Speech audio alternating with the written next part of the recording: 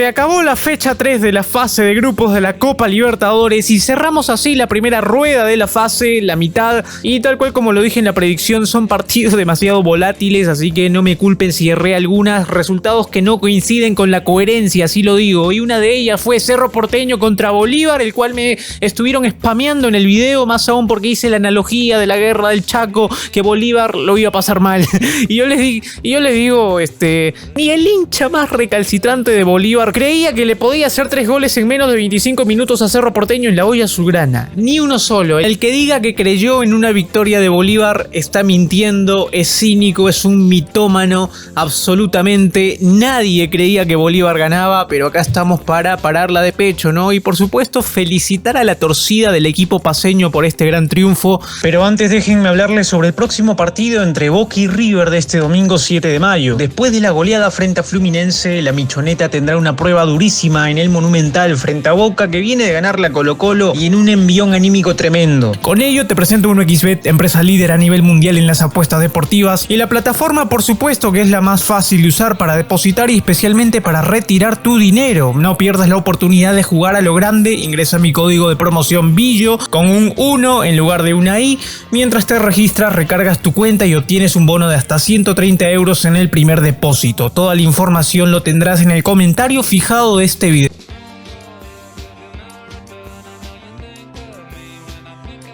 Es la mejor victoria de visitante en la historia de la academia. Por otro lado, Cerro Porteño vivió una verdadera pesadilla, el cual jamás pudo despertar. Fueron 45 minutos lapidarios en el que el equipo de Facundo Saba fue superado en todas las líneas. Ni en lo colectivo pudo funcionar, las individualidades directamente fueron opacadas y desde muy temprano tuvo que correr desde atrás en el marcador. Y en ese margen, virtud de Bolívar, que siempre pobló bien el medio sector, Aquino y Carrizo siempre bien cubiertos, nunca encontraron espacios para elaborar juego, mientras que Carrascal y Bobadilla pasaron desapercibidos. Después, los laterales, que siempre son uno de los puntos más fuertes en ataque, tampoco pudieron prosperar ni tener mucha participación, y es que cada vez que lograban pasar fallaban en la terminación. Así, las transiciones rápidas lastimaron muchísimo la última línea del equipo azulgrana. La movilidad y la buena ubicación para aprovechar los espacios que generaban hicieron que cada avance sea una oportunidad clara de gol, y ahí está la primera parte donde Cerro se comió ya 3 goles, y para oscurecer mucho más la noche en el barrio obrero,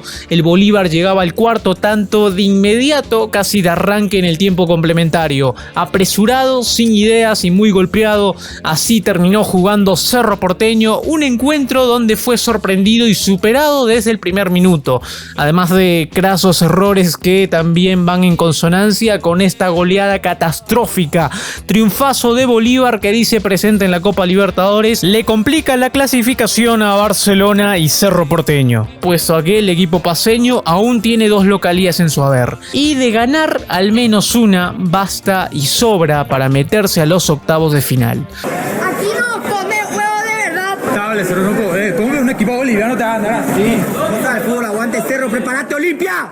Y aprovechando que estamos en el grupo C, Barcelona consuma su segunda derrota en la Copa Libertadores frente a Palmeiras y como local, lo que obliga al ídolo a sacar una victoria de visitante, ya sea en los más de 3.000 metros sobre el nivel del mar en La Paz o en Sao Paulo frente a Palmeiras. Son 2 plazas durísimas, pero desde el principio se supo que el grupo iba a ser uno de los más complicados de esta Copa Libertadores, y aunado a que Barcelona no tiene esa misma impronta de años atrás. Es un Barcelona donde Burray ha tomado un rol protagónico, y si tu arquero termina siendo sustancial en cada partido, es porque en definitiva algo no marcha bien. Barcelona tuvo un arranque intenso, con mucha presión en territorio rival, y ahí en los primeros 15 minutos el equipo de Fabián Bustos encerraba a los brasileños, pero no lograban generar ocasiones claras, y tras ese primer cuarto de hora, Palmeiras se aplomó en la cancha con una sólida defensa y un potente mediocampo. Hasta ahí los brasileños supieron igualar la balanza, y fue en una de sus acciones donde generó el penal que puso en ventaja al Verdao. Mendoza derribó en el área Ronnie, y tras la sanción Rafael Veiga anotó de los 12 pasos.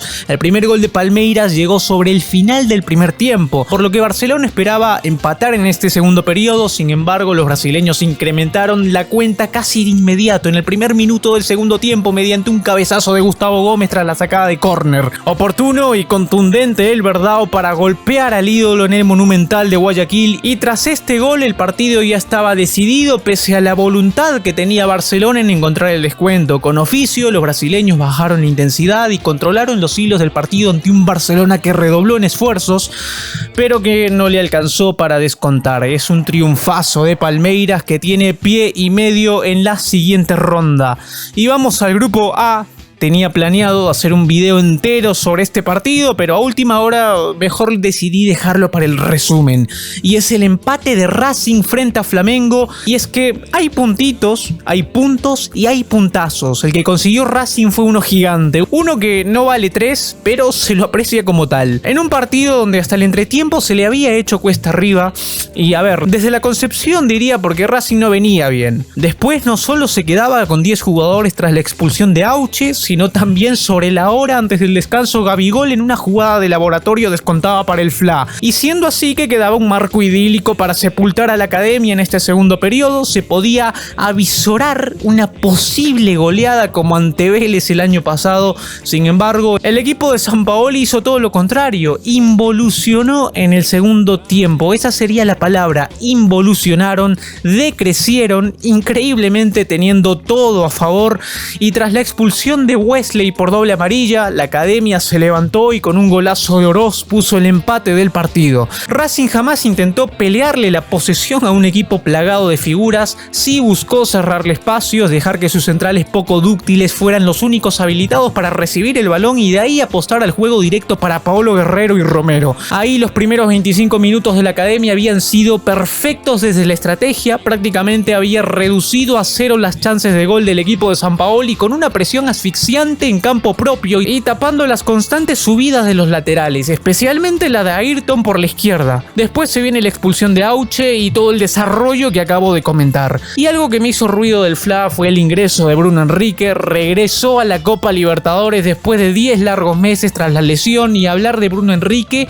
es hablar del mejor jugador de la mejor versión del FLA en el 2019. Porque saben, se dice poco de esto, pero este jugador era el principal responsable del éxito de aquel Flamengo, ese de Jorge Jesús, pero el que terminaba llevándose los aplausos era Gabigol. Soy consciente que aún Bruno Henrique está a su 20%, pero cuando se ponga a tope, si es que llega a estarlo, Flamengo tendrá un arma poderosa allá arriba. Por eso también me causó un poco de nostalgia ver a Bruno Henrique volver a la Copa Libertadores. Y por otra parte, no sé qué le pasó a De Arrascaeta, que está nerfeadísimo. Claro, estoy haciendo el parangón con su versión del 2022, donde tranquilamente era el mejor del Brasileirao, pero hoy, no sé, tendrían que verlo. Y bueno, seguimos con esto. En el mismo grupo chocaban Ñublense y Aucas, y un triunfo histórico al tratarse de su primera victoria en la historia de la Copa Libertadores y con remontada incluida. El equipo de Chillán desde el comienzo intentó presionar alto al campeón ecuatoriano, siempre a la espera de algún error en salida. Empezaba a acercarse también mediante los remates de Leiva y Pablo Aranguis. Sin embargo, después de ese cuarto de hora que tuvo, la escuadra visitante se vio mejor en el campo, intentó abrir el juego por las bandas y el mamahuevo de Rómulo Otero comenzó a tomar el control de la pelota, y él mismo sería el encargado de adelantar a Aucas a los 24 minutos. Ya para el segundo tiempo, Ñublense se vio obligado a mover piezas y así permitió el ingreso de Andrés Vilches por Nicolás Salazar para tener mayor profundidad en el ataque, y a su vez que Giovanni Campuzano reemplazó a Raimundo Rebolledo, y a partir de ello el partido comenzaba a jugarse íntegramente en el campo del equipo ecuatoriano. Así, tras varios intentos a 11 del final, el Pato Rubio encontraba el empate, y cuando el duelo ya estaba terminando, en los descuentos Andrés Vilches dejó pagando a 2 defensores de Aucas y remató en el ángulo para sellar el 2-1 definitivo de Ñublense. Y bueno, seguimos con el grupo B y chocaban Inter y Nacional de Montevideo en el Beira Río, y el Bolso sigue invicto en la Copa Libertadores con un gran denominador común en todos sus partidos: siempre hacen un gol en los descuentos. Pero en esta oportunidad fue para rescatar a Nacional de la derrota y llevarse un puntazo de Brasil. Al principio se pensó que por ahí el DIM podría hacer más fuerza en el grupo, pero con una victoria más, Nacional estará presente en la siguiente ronda. Y en Porto Alegre ante Internacional, los tricolores la pasaron mal en el primer tiempo y entramos en la segunda parte. Sin embargo, nunca se entregaron, pero en el minuto 11 cambió el marcador y también el juego. Llegó el gol de Mercado, que de cabeza anotó para los brasileños. Fue una jugada simple, en un tiro de esquina Mercado pudo conectar de cabeza cerca de Sergio Rochet porque Gastón Pereiro perdió su marca ante la la destreza del central para buscar el lugar donde caería la pelota. Recién después de los 30 minutos, Nacional logró cambiar el giro de un partido que estaba realmente muy complicado debido a la versatilidad atacante de los gauchos que llegaban como querían al área uruguaya. De todas formas, Nacional encontraba el empate a los 36 en una gran apilada de Zavala que empezó en la mitad de cancha y tuvo una pared con un compañero y después un rebote llegando a marcar para el bolso. Nacional corrigió errores en defensa e Inter tuvo menos espacio, pero pese al buen trabajo defensivo de los uruguayos, Inter se puso en ventaja a los 83 con un gol de Carlos de Pena, ex bolso, y que pidió disculpas tras descontar a falta de 7 minutos. Pero de todas formas, Nacional siempre te juega la última, sujetándose a la tónica de estos dos partidos anteriores. El bolso encuentra el gol en el descuento mediante Fabián Noguera. Es empate en Porto Alegre, mientras por otro lado un equipo que viste de mostaza y negro cae goleado y tiene 0 puntos. Por otra parte, nuevamente claudicó de local otro equipo brasileño en esta Copa Libertadores, Corinthians. El equipo paulista, tal como en el 2019, repite la derrota frente a Independiente del Valle, que ya se está volviendo hábito ganarle a clubes brasileños para este equipo de Quito. Ciertamente desde un comienzo hablábamos de que institucionalmente no viene bien el equipo de Lula, 3 técnicos en menos de 2 semanas, momento muy sensible que por supuesto el Mata Gigantes aprovechó. Asimismo, Corinthians es uno de los 2 equipos de la presente Copa Libertadores que, teniendo 2 partidos de local, perdió los 2. Un ratio que solo y suele ser admisible en equipos de muy poca exigencia. No me entra en la cabeza que puedan ser eliminados tan pronto. Y en la vereda de enfrente estaba un Independiente del Valle que venía de arruinarle el aniversario a Emelec y de visita tras ganarle en el Capuel. Un Emelec que lamentablemente va a descender a la Serie B a fin de año. Like si no quieres que Emelec descienda. Oye, pero ¿se imaginan que eso ocurra, weón? Van a destruir todos los días, harán pija el Palacio de Cristal, se comen a las iguanas del parque, es una locura Emelec. Pero bien, el partido era como de esperarse, el cuadro local fue el que salió a proponer y se mostraba mejor que en el duelo previo en los primeros instantes, pero Independiente no se dejó acorralar y aunque le costó llegar a pasar la media cancha, de a poco ganó terreno y elucubró ataques. El primer gol del compromiso fue para Independiente del Valle y llegó a los 22, después de un ataque que Corinthians no logró cerrar totalmente y encontró a Lautaro Díaz que consiguió adelantar el marcador fusilando al cagonazo de Casio. Y este Corinthians no dista mucho de sus versiones anteriores, presenta los mismos defectos que en otros partidos de esta temporada, incluso con la dirección de Luxemburgo. Pero bueno, es muy pronto para concluir algo. De todos modos, la reacción de los paulistas no tardó demasiado y a los 39 Roger Guedes volvió a poner tablas en el encuentro cuando quedó mano a mano con Moisés Ramírez. Pero de eso, al inicio del segundo tiempo, el Timao estaba perdiendo de nuevo y esta vez el equipo literalmente entregó el gol al rival. Maicon manejó mal un balón en el centro del campo, se estiró y lo devolvió al fuego a Murilo, que tampoco supo controlar el balón, y Lautaro Díaz entró al área para rematar raso sin posibilidad para Casio. Los 3 puntos se van para la visita y ciertamente por lo menos desde el 2017-2018 Corinthians no presenta mayor rigor, algo que a mí me gusta porque tú ves a sus torcedores y son todos lulistas. A mí no me vengan con eso de la democracia corintiana, del feminismo corintiano, pura propaganda progre de este club. Hace poco me vi un reportaje de cómo nació la rivalidad entre Palmeiras con Corinthians y reafirmo mi apoyo al Verdão, el lado correcto de Sao Paulo.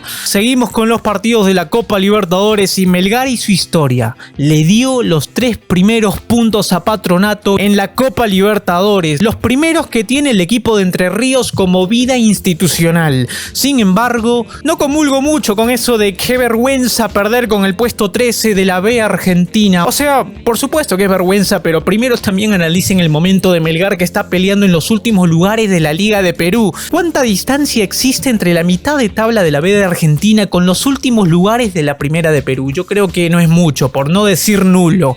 Ya después, si nos aferramos a lo histórico, por ahí Melgar tiene más chapa incluso a nivel continental si lo comparas con un Patronato nada más. Y en el primer tiempo quien golpeó rápido fue Local. A los 4 minutos nada más Esquivel robó una pelota en mitad de cancha y no paró hasta el área, donde amagó al arquero para definir con el arco vacío. El gol tempranero condicionó mucho a Melgar, que siguió siendo presa de sus errores y su nerviosismo cuando el Local presionaba sus primeros pases en salida. Solo un gol de Tomás Martínez a los 53 devolvió el partido a un Melgar que era demasiado errático y que ni siquiera pudo ilusionarse con la remontada completa, debido a que el Local lo dio vuelta nuevamente con un gol de su capitán Sergio Ojeda a los 59. A los 70 Esquivel aumentaba la diferencia con un golazo de volea y a los 86 Mateo Levato sentenció el partido. Triste Melgar, ni un partido ganado, pero bueno, era lo que se veía venir de todas formas. O sea, ¿qué esperas de un equipo que estás peleando en los últimos lugares de la Liga de Perú? O sea... Y en el grupo de Sheila Lima, nuevamente un triunfo de la visita en el Defensores del Chaco. Volvió a perder Libertad ahora frente a Paranaense, y los mismos horrores de hace 2 semanas acecharon nuevamente al equipo de Garnero. Un Libertad que falló infinidad de ocasiones como contra Alianza, y enfrente un Furacao que solo perdonó en el primer tiempo, pero que en la segunda parte mejoró considerablemente, tanto para aguantar las embestidas del Gumarelo como para ser contundente en los ataques. Libertad desde el inicio del partido trató de tener la pelota ante un equipo que justamente se caracteriza por eso, de tener el balón y no apurarse para llegar al arco rival. Pero no solo eso, con la presión que imponía el equipo paraguayo es como se gesta el primer gol del partido tras una inoportuna salida de Bento, aunque no es tanto del portero, fue la defensa que no despabiló y encontró al Tacuara Cardoso para definir. Un gol que animó al equipo paraguayo, que no se cansó en buscar ampliar la diferencia, pero después de los 30 minutos bajó la intensidad de Libertad y Paranaense creció, empezando a llegar con peligro hasta Martín Silva, que sin embargo estaba respondiendo bien. No hubo mucho más en este primer tiempo. Paranaense saldría con otro ritmo ya para la segunda parte, y a los 7 minutos nada más Rómulo empataba de cabeza ante una endeble marca del equipo paraguayo. Así la paridad enfrió el ímpetu de Libertad, que desde entonces le cedió la posesión del balón al Furacao, que avanzó decidido a asegurar los puntos en disputa. Fue entonces cuando Santana consiguió sellar el marcador final. Así Libertad tenía la obligación de ir a buscar el empate. Lo intentó, pero no pudo. Garnero hizo ahí algunos cambios ofensivos que ayudaron a llegar hasta el último minuto con posibilidades de empatar, pero eso no sucedió y el Gumarelo perdió su segundo partido jugando de local en Copa Libertadores. Por otra parte, Atlético Nacional empató con Olimpia en el Charcanacio, y tengo que hacer una observación con los hinchas del Verde, a los que he catalogado como los más ardidos de Colombia. Directamente no puedo hacer bromas porque me cancelan de inmediato.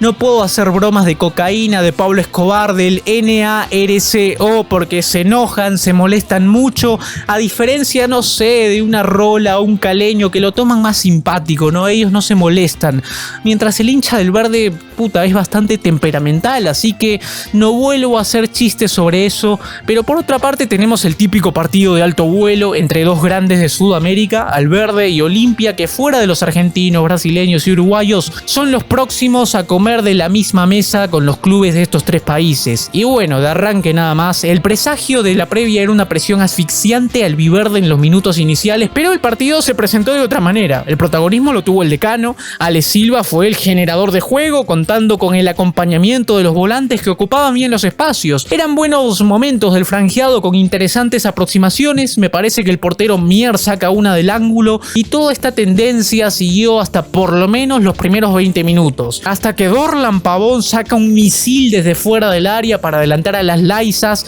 una desventaja que desacomodó al decano, al que le costó volver a la normalidad, pero luego de ese pequeño lapso de desconcentración volvió a irse al frente, al punto que quedó algunas veces expuesto y donde empieza a sostenerlo Solveira. Fue un primer tiempo donde Olimpia manejó mayor posesión, pero para el segundo periodo del partido casi de inmediato llegó el empate por parte de Fernando Cardoso. Parecía que todo estaba bajo control hasta que Atlético Nacional anotó de pelota parada, cabezazo de Cristian Castro tras una ejecución de un tiro de esquina, pero con oportunos cambios Olimpia tuvo otro aire y volvió a nivelar el marcador con la media vuelta del recién ingresado Bruera. Los instantes finales fueron vibrantes, de mucha tensión, con expulsión incluida, y el decano sacó adelante el partido más difícil de su fase de grupos. Entre otros partidos de Copa Libertadores, a Argentinos Juniors se le escapó un triunfo que podría haberlo disparado en su grupo. Argentinos pasó por arriba de este débil Liverpool de Montevideo en el Estadio Centenario simplemente por presencia y la intensidad y dinámica que caracteriza al equipo de Gabriel Gabriel Milito en el primer tiempo. Sin embargo, después de irse al descanso en ventaja, salió dormido al segundo tiempo y terminó sufriendo y valorando un punto cuando ya había acariciado el pase a octavos como hasta en 2 oportunidades en esa noche. De todos modos, el bicho sigue puntero del grupo E y bien perfilado para avanzar de fase. Asimismo, los Cats le ganaron por la mínima diferencia al Strongers, demostrado una vez más que el Tigre se achica cuando baja al llano, además de quedarse sin técnico porque Rescalvo en los próximos días se va al Mazatlán de México. Por otra parte, el partido fue exhibición de la falta de lucidez del equipo de Thiago Núñez en ataque y la paciencia del Strongers, que dieron pie a una primera mitad bastante soporífera, o sea, un cagazo de sueño. Y ya en los segundos 45 minutos y con nuevos cambios en la delantera celeste, Cristal volvía a poner en algún aprieto al equipo boliviano y en el minuto 80 rompería la paridad del marcador con un tanto de Gilmar Lora. Entre otros partidos más, Medellín le hizo 4 a los mamahuevos de Metropolitanos en un primer tiempo de muchos goles, 5 en total, bastante dinámico y ameno ese primer periodo del partido y donde prácticamente el equipo paisa sentenciaba con un 4-1 parcial. El DIM lo sabía, que le iban a dar vuelta estos mamahuevos. Se acabó el partido y recién a los 90 y pico llegó el descuento de Metropolitanos. El primer gran triunfo del poderoso de la montaña en esta fase de grupos. Después también claudicó el otro equipo mamahuevo y también contra otro equipo colombiano. Monagas cayó en su visita frente a Deportivo Pereira y el equipo colombiano significará la gran piedra en el zapato para Colo Colo, que perdió frente a Boca como local. El video resumen ese pueden ir a verlo después de este si es que no lo vieron, como también la derrota de River frente a Fluminense en el Maracaná, que afianza el cuadro carioca como uno de los favoritos de esta edición de Libertadores. Finalizamos con la derrota de Sheila Lima, que es la cerecita del pastel de esta fecha 3, y es que cuando pierde Alianza nada puede salir mal. En este partido ya hice un video completo para el que no lo haya visto, así que nada gente, se acabó la primera rueda de la Copa Libertadores, en 2 semanas inicia la cuarta fecha y dale a las notificaciones para que no te pierdas ni un solo video. A todas las notificaciones dale, colócale. Un saludo.